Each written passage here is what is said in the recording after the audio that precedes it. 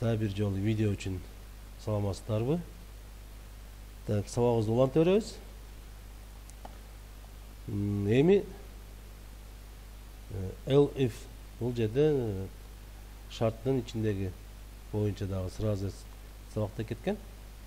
Elif кайтан пайда болуп турганын көрсөтөсүздөр. Анан elifке дагы программа коесуздар. Бул китептеги программаны сиздер бышыктоо үчүн колдонуп кете турсуңуз. Баягы азыркы эле айткан, эгерде дискотека уруксат бар, анан жанагы коесуздар да 8 класс, 9 класстардан өйдөлөрдү кирбейт дегендей кылып туруп шарттар түзүп койсоңуздар. Өйдө жаш болсо кирбейт, ошо 7 класстардын жашы болсо кирет, анан кирбейт дейбиз. Ошондо балдарга кичине кызыктуураак болот дагы коюшат. Салыштыруу операторлор. Математикада чоң кичине бар, анан кийин барабар, чоң же барабар, кичине же барабар деген бар, и барабар эмес. Математикалык жагы коюлуп турат, и биз көрсөтөбүз. Эки барабарды ушул жерде көрсөтүп бересиздер. Алар пока бул эки барабар жөнүндө таанышы жок болот. Калгандарына жакыныраак алса болот. Жазылыштарын көрсөтүп бересиздер эми булардын. Бул жөнүндө сабак биздин сабактар кийинкисинде көрсөтүлгөн.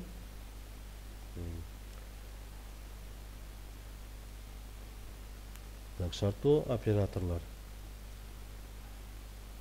Бул дагы так, ишмердүүлүктөрүн полный эле коюптун, окуучулардын кыймыл аракетин жазасыздар. Ар биринде сөзсүз түрдөн бир жерлер калтырылган. Ошол жерлерди мага толтуруп кайтарып бересиздер. Ошо толтурганыңызды карап туруп, канчалык деңгээлде иштелмени жазуу жөндөмү бардыгын карайбыз. Шарттуу оператордун экинчи сабагы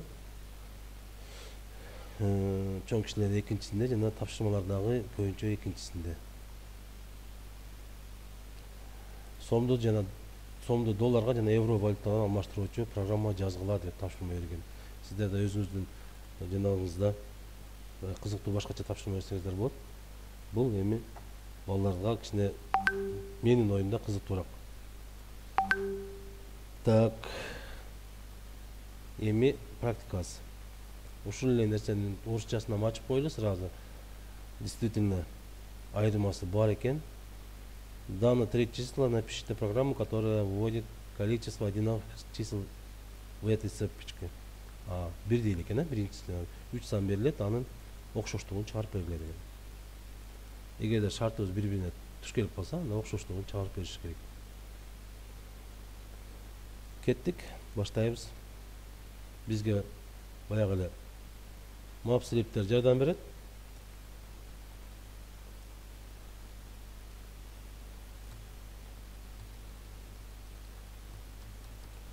Үч санды адый эле жазып киргизе бербейбиз да. Ошондуктан 3 санды бул жактан киргизебиз. Чаттап алган жакшы көргөн 3 саныбыз бар. А, Б, С.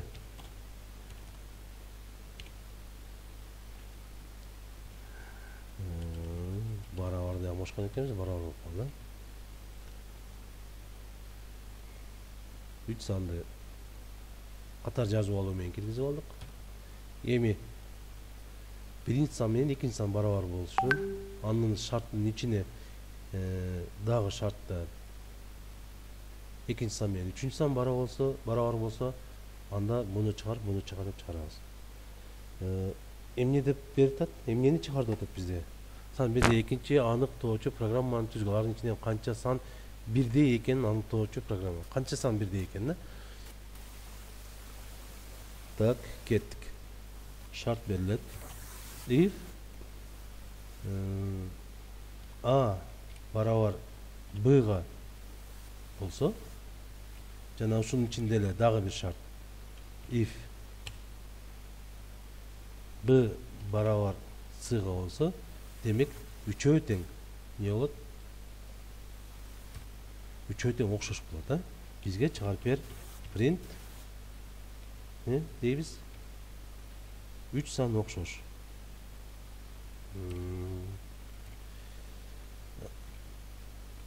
Bizde denen alba koyda үйлөрдү. Так, 3 сан деп коелучу. окшош.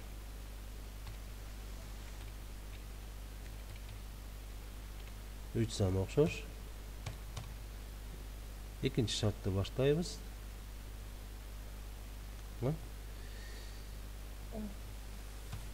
Экинчи if'тин ордуна антпесе, үчөө катар болбосо, else антпесе не дейбиз? Эки сан үстүнкү многу а бу окшош дейбиз. Эгерде многу аткарылбаса, демек, анда биринчи эки сан окшош. Print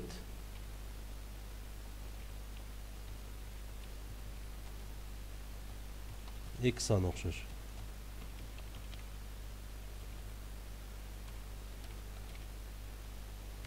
Так, эми үстүнкү else'ге жазабыз. Үстүнкү if'та бар да бизде. Null if'ке жазабыз. Качып кетип калды. Else андай болбосо, эки окшош болбосо, анда анын ичине дагы бир шартты жазайлы. А барабар сыны жазышыбыз керек да, азыр бизде А барабар сы жок. If А барабар сыга. Жана ошондой эле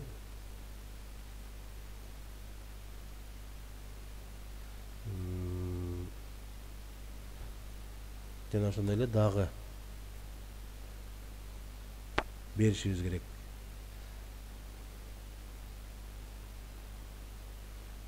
Дагы бир сан калып калды. Аны быга салыштырдык, буну сыга салыштырдык, аны сыга салыштырдык. Жана деген бар да эми. Бул жерде пока окуучулар азыр жана Ж дегендерди билбейт да. Ал 8 класста келет го. Ошондуктан окуучулардын деңгээлинде гана түшкөнгө туура келет бул жерде. Дагы бир Татал шарттар. татаал шарттар киргенде. Татал шарттар. Ал жок болгондуктан окуучулардын деңгээлинде түзүүгө туура келет.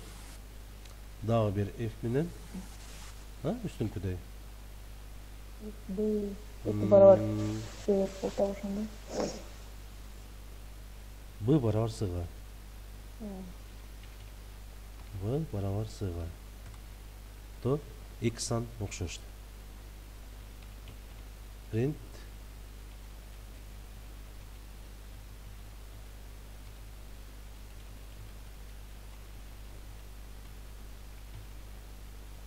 эки сан окшош.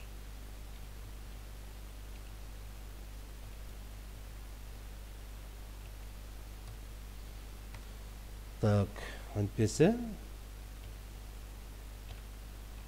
else бир сан окшош болот. Болуп кетпесе, анда асы кайта бир санга түшөт да.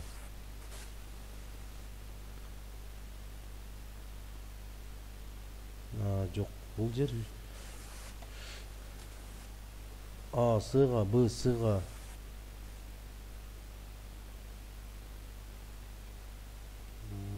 Так.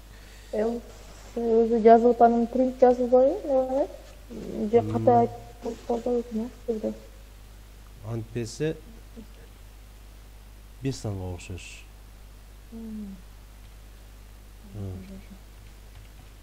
Print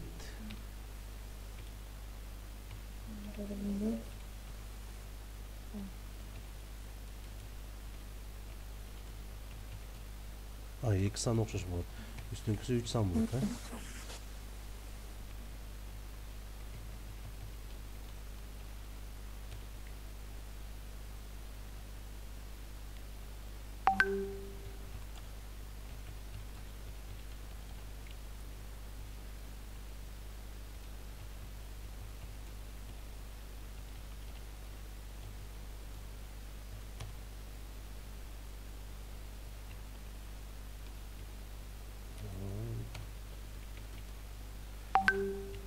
else азыр үстүндө нол if'ке беребиз. Анда эки сан окшош беребиз. Print.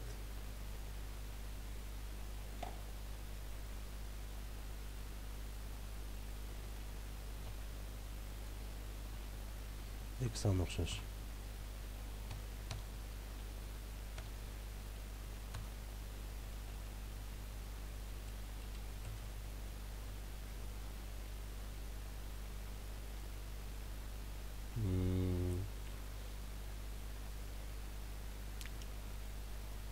Буга бердик, а?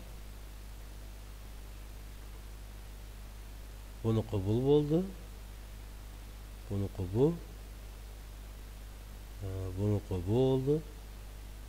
И bunуку бул болду. Бизде бул жери шарттын ичинде болуп калыш керек экен. Анткени бизде бул жерде дагы бир else керек. О, эки шарттын аткарылбаган убакта, эки шарттын аткарылбаган убакта 0 сан. Print бир дагы окшош жок.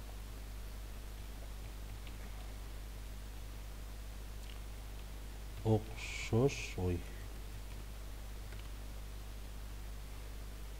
окшош эмес деп чыгарып бериш керек. Секиргендер.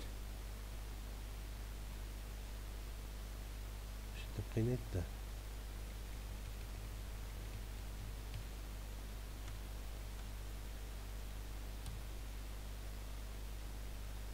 Биз бул жерде принт берилбептир да.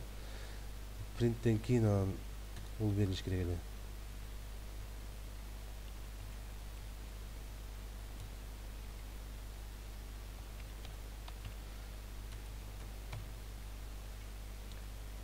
Так.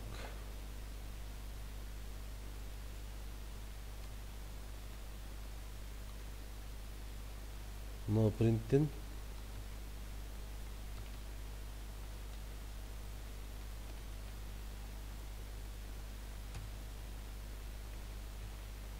эстасы ушул окшойт. Эми келди.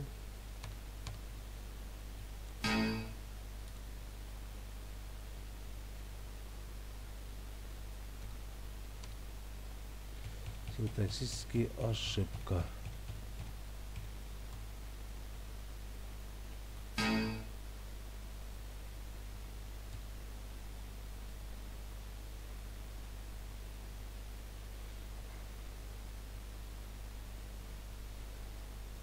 Вот так.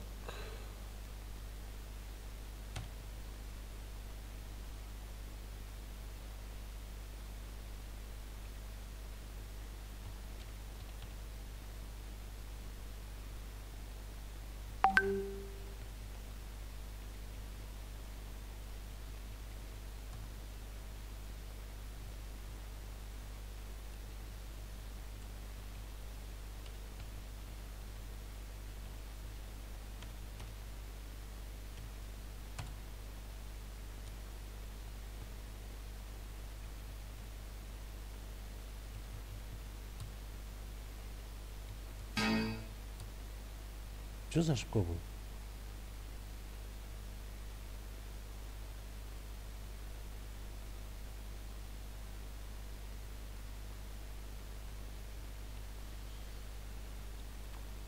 Жөн эле дыңк деп атат го. Сиздер билбейсиздерби жөн дыңк деген ошибканы?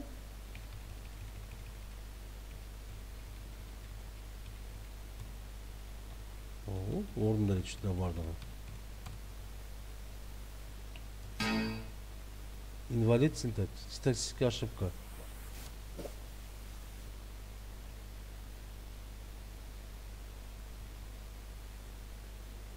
If, elif. Bunуку бул, bunуку бул.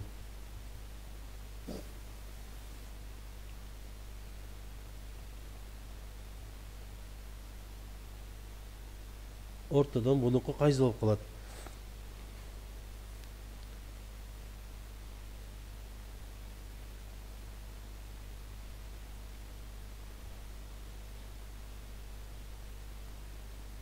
Ушу катарда. Берде ошибка жок болуш керек эле. Так. Elif. Мына ошибка. Elif'ke бербедик да. Бул Elif'тики да. Ошибкабыз. Биз Элсени Elif'ке өткүзүп койбодук беле?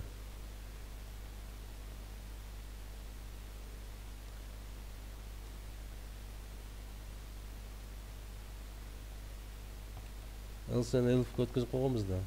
Антпесе деген жерде.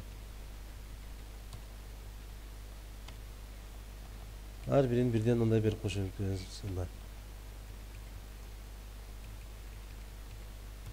Эми Elif бул болгондон кийин үчүнчү окшош сандыктар кайсы калды?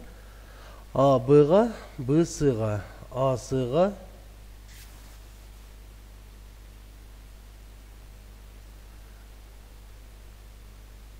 нолдан ылдыйын алып эле турат окшойбуз, э? Жооп чыкпаса ошого карайбыз.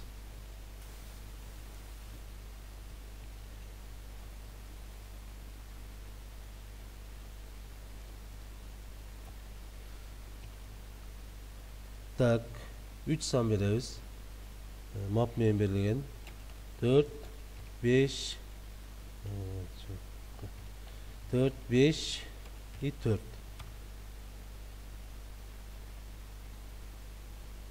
Üstünkü katlar neden alınıp kaldı? Bunu koşmaya koyup da çıkargandı bayadan beri.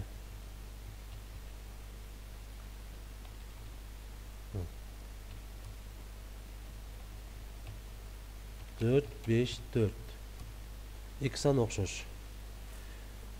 Cevap çıktı. Bu paka ordu je antı kollangan jokpuz. Эгерде ор антты колдонсок, бул жер кыскарып кетиш керек эле анча эле. Эми дагы бир мисал. 4-тү 3-өө тең окшош болсун. 3 сан окшош. Дагы бирөөнү текшерип көрөбүз. Бардыгы окшош болбой эле койсун, да? 4, 5, 6. Окшош эмес. Түшүнүктүүбү? Много Elif'терден ашча кереги жок экен. Биздин болгон ошибкабыз Elif'ти бергенден кийин шартты бербей коюпбуз. LCD эле жана биринчи LCD жазып алып алдыга түшүп кетпедик беле? Ошондуктан статистика ошибка берип аткан экен. Бул эми узак түрү болуп калды. Эми окуучуларга кыска түрүн үйрөтөлү десек, аны пока окуй элек. Окуучуларга чыга турган жолу ушул болуп калат. Так, бетин карап коелучу. 44-нчү бет экен,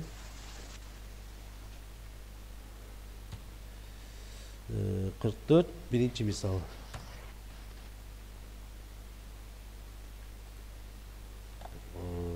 Так, эми экинчиси.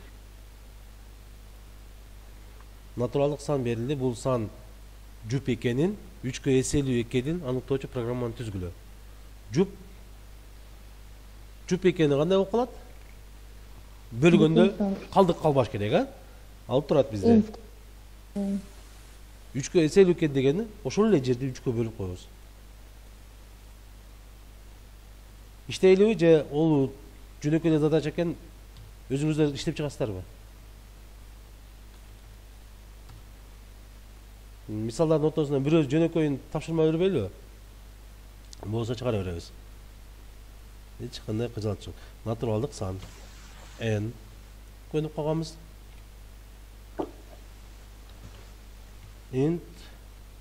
Input san verildi. Ançam çenesine geçelim sorayım size. Biz daha giripten aile toluk sakayıp aygılayıpız. Eğer de ha?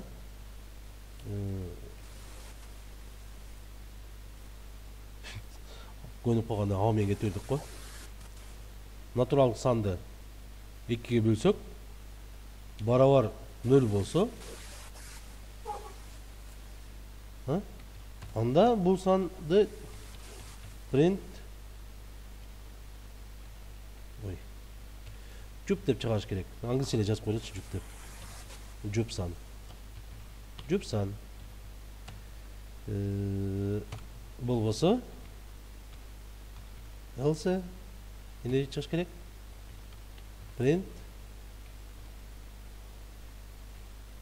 таксан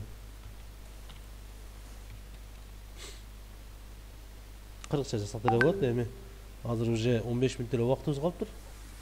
Ошого чейин жетишкенге аракет кылайлы. Натуралдык сан берилди. Таксан 44 жупсан. Бул эми эң оңой эле задачанын бири.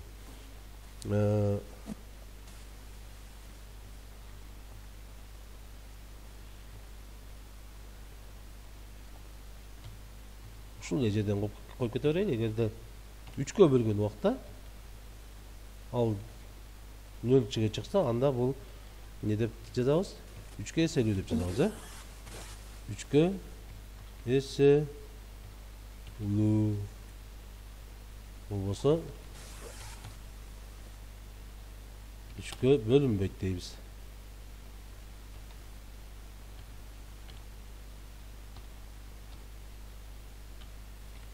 Бөлүнбөйт. Сразу эле чыгарып берет. 15 деп коелу. Таксан 3кө эселүү. А и Б'сы.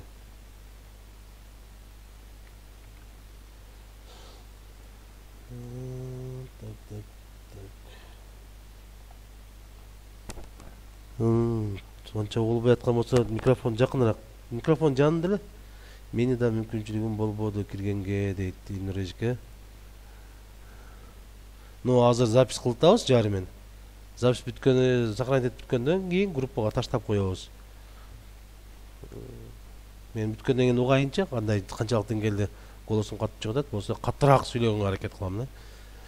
Так, андан кийинкиси киргизилген айдын номерине жараша жыл мезгилинин атын чыгарып бере турган программаны жазгыла. Ушул да окуучуларга өтө кызыктуу. Айдын номерине жараша жыл мезгилинин атын чыгарып берет. Жыл мезгилинин атын чыгарып бериш керек, Дагы эле баягы орду билбегенине байланыштуу буну көбүрөөк жазганга туура келет эми.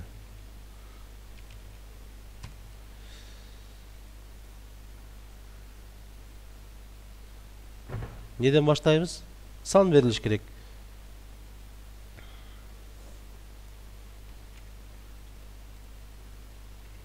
Сан берилиш керек.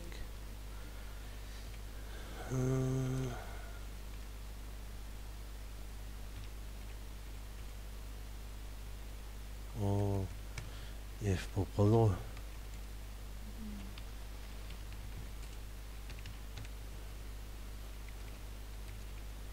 Айдын номерин жастап көрөлү. Анан кийин кеттик эми. If эгерде бизде эми ор жок да. Ошондуктан чоң же барабар менен белгилейбиз. Эгерде энди бериппиз, эн барабар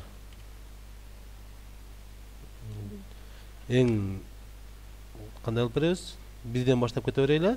Бирден 12 чейин. Но только бизде ор жок да. Ор же жанагы жок. Ошон үчүн кыйналып калабыз. Окуучуларыбыз азыр орду айта турган болсоңуздар, алар кичине токтоп калат да, бирок орду уже түшүндүрүп кете бериш керек экен. Айтыпчы, бизде 8 класста ушундай шарттуу амалдардын камтылган амалдар бар. Ол жерде or, and и not деген функциялар бар деп айтсак болот экен. Шарттар бар деп. Так, n чоң же барабар бирден анчага чейин болуп калат. То есть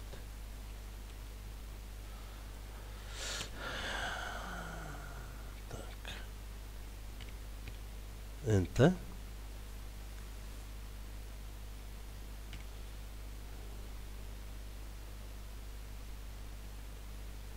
январь, февраль кыштык, чоң же барабар, эн барабар. Ну, эн барабар 2 деп койсок да болду экен да. Бирден чоң 2ге чейин болгондо. Кыш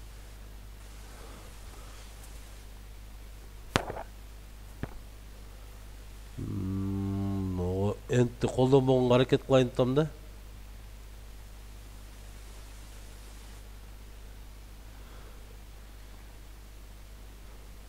Энтти колдонбогонго аракет кыла турган болсо кандай болуп калат?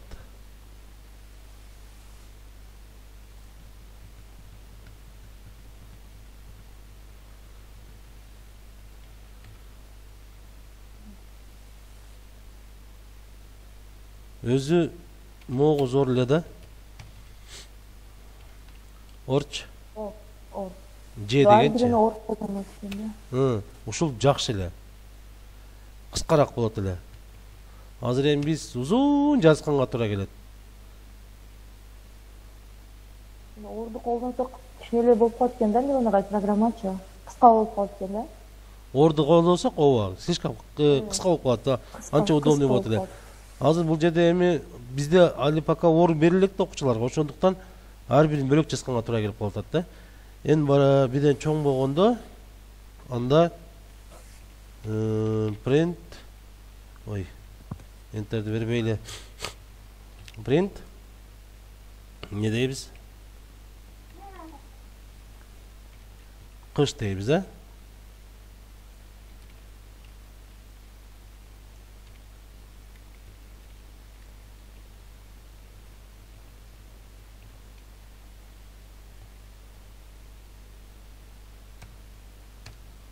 Ушинтип кетебиз да эми.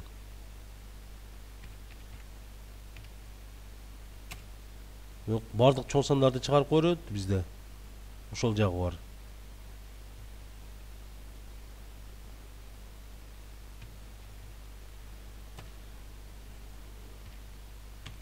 Мындай берип таштайлыбы? Анда вообще болуп кетет го дагы. End n барабар 2 end n барабар 12 болсо анда кыш.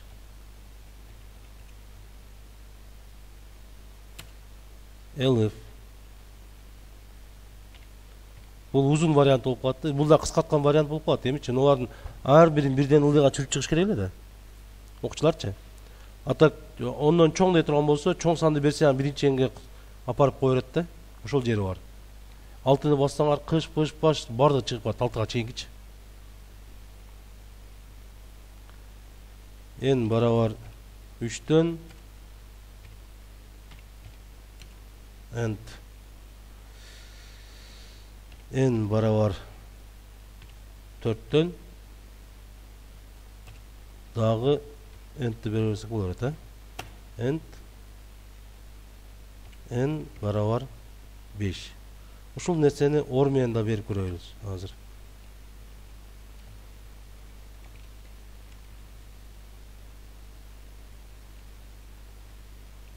Кайка чыгып калдык.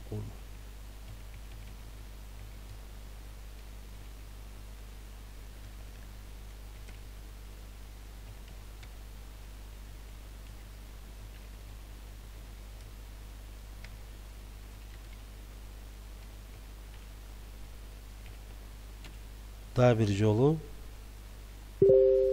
орду колдонуп көрөлү. N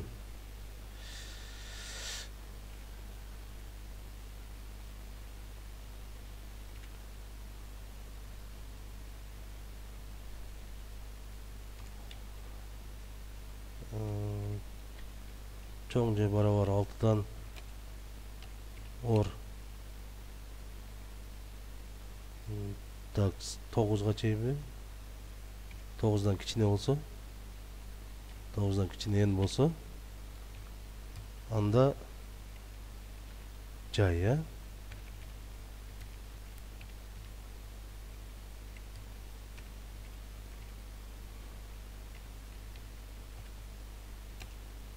Акыркысы калды эми. Чоң же барабар 9дан Or qancha olib qoladi?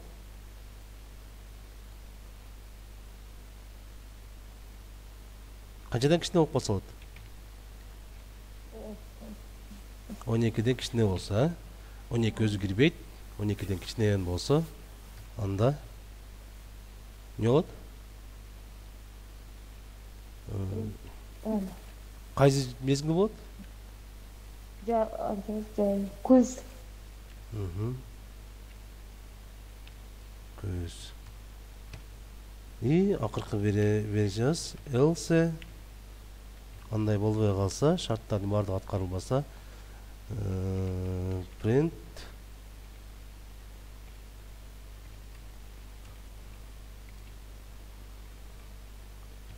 бұл номерде ай жоқ. İşletip biraz. Айдың номерін жаз. 5-ші ай. Бұл номерде ай жоқ деп қойды же. Бұл деген не? 5'ti biz baravar деп алған уақыттағы іштебеді. N-тен екіншісі іштебеді.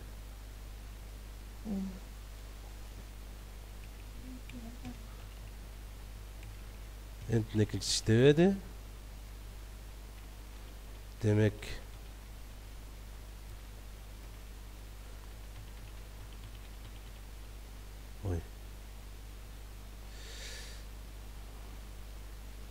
azı bunu koyup durup ona Olayağını alып çıtayı vereyli. Бұл жерден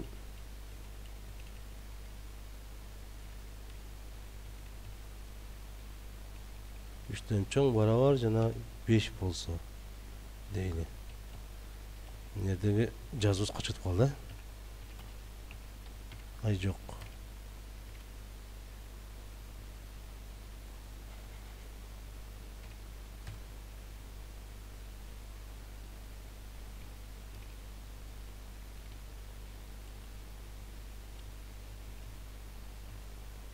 Endi барабар деп турсак деле ал шартты албай жатат.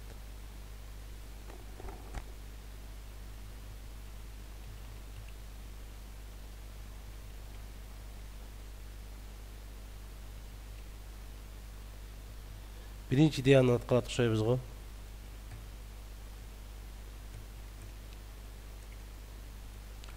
Окуучуларга жанагы жок убагында ноолар деле көйтүп коюп окшойбуз. N2 болгондо кыш, N3 болгондо жаз, көйтүп коюу эле. Барабар болгондо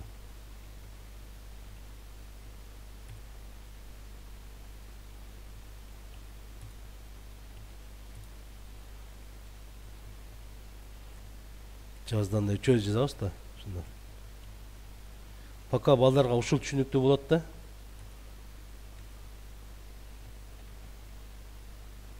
Элиф N барабар 4. Аларды эми берки жинагы жок да. Алдыга аттап кетип калсак да болбойт. Элиф Элиф болуп калды. Elif jaz. Ondan keyin baravar 6'niki.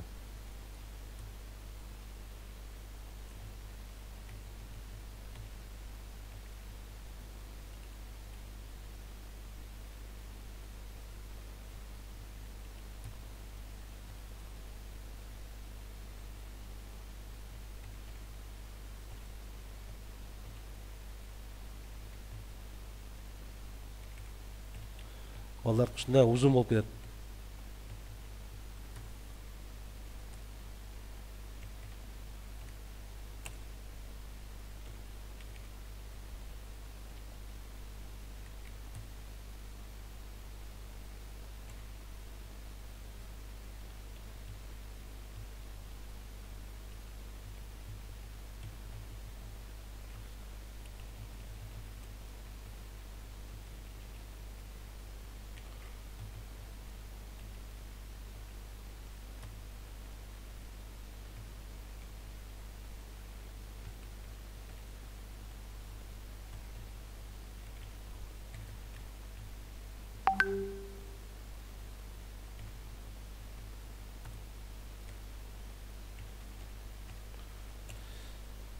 кыскартуу жолун бул жерден сунуштай албайт экенбиз. Балдарга али өтө элек нерсени айтып бере албайбыз да.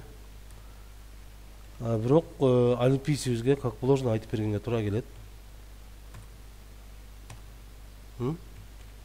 Мындай кылсаңар болот, мындай кылсаң кыскарат деп. N барабар 12 калды. 12. Бул уже күз эмес, кыш болчу. Элсе мындай нерсе жок.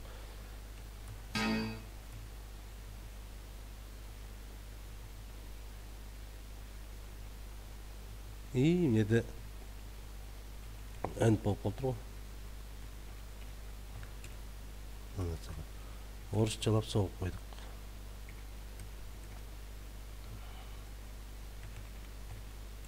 Алып. Бул. Айдын номерин жаз. 5-чи жаз. Чыкты. Балдар ушундай узап кетет да. Эне сага.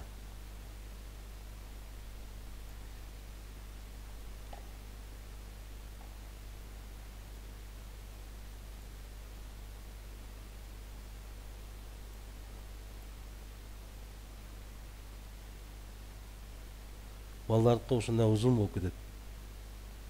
F5 15 жазайлы.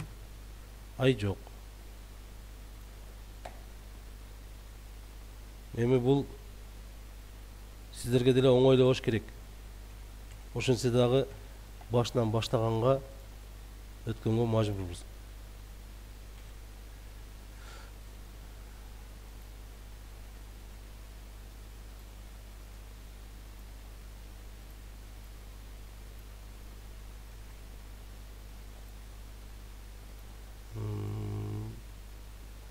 Так, 44-нчү бет, 3-нчү мисалы.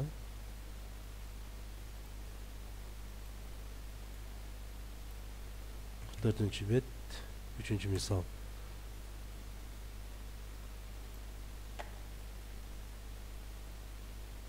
Так, 9 болуп калды программа боюнча. Сомду долларга, еврого алмаштыра турган программаны түзүп көрүңүздөр. Тапшырма катарышында берилгенбиз. Орусчасында так, башкача экен. Экинчиде данные длины 3 отрезков, 3 кесимди берилиптир. Напишите программу, которая проверяет, могут ли они являться сторонами треугольника.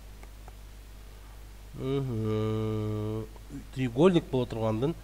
Так, буларды орусчасын мен иштеп таштайм группага. Этенкиге дано натуральное число, определите, будет ли это число четным, кратным на 4. Кратным деген кандай? Урматтуу кесиптештер, 4-кө бөлүнөт дегени?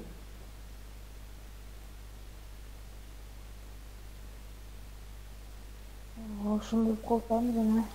Кратным деген ошо 4-кө бөлүнөт деген болуш керек, Баягыда программага 4 кошуп коет экенбиз да. 3-түн ордуна 4 коюп коет экенбиз. Напишите программу по обмену валют. Ушул орусчасында, кыргызчасында бир экен. Тапшырма сиздерге эртең бир тема калыптыр.